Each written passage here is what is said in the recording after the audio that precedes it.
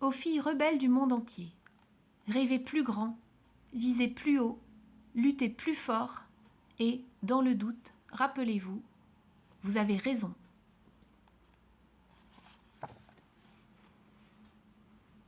Brenda Chapman, réalisatrice. Née le 1er novembre 1962. États-Unis d'Amérique. Il était une fois une petite fille aux boucles rousses qui adorait dessiner. Elle s'appelait Brenda. À l'âge de 15 ans, Brenda appela les studios Walt Disney. « Je dessine très bien. Est-ce que vous m'embauchez ?» On lui répondit de revenir dans quelques années, quand elle aurait plus d'expérience. C'est exactement ce qu'elle fit. Brenda étudia l'animation de personnages à l'Institut d'art de Californie et quelques années plus tard, elle se retrouva exactement là où elle rêvait d'être, à Los Angeles comme animatrice de dessins animés Disney.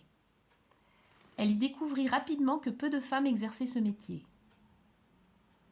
C'est à ce moment-là que j'ai compris pourquoi les princesses Disney étaient si impuissantes.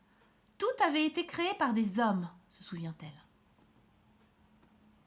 Elle se promit de créer un nouveau genre de princesse, forte, indépendante et rebelle. Ça ferait un titre de film génial, pensa-t-elle. Dans Rebelle, la princesse Mérida est tout sauf impuissante. Elle tire parfaitement à l'arc, galope à cheval, combat des ours et vit des aventures extraordinaires. Brenda s'est inspirée de sa propre fille Emma, forte et libre d'esprit, comme sa mère. Emma est ma Mérida et je l'adore. Brenda a gagné un Oscar et un Golden Globe pour son film. Elle a également travaillé sur de nombreux autres longs métrages primés, comme La Belle et la Bête, La Petite Sirène et Le Roi Lion.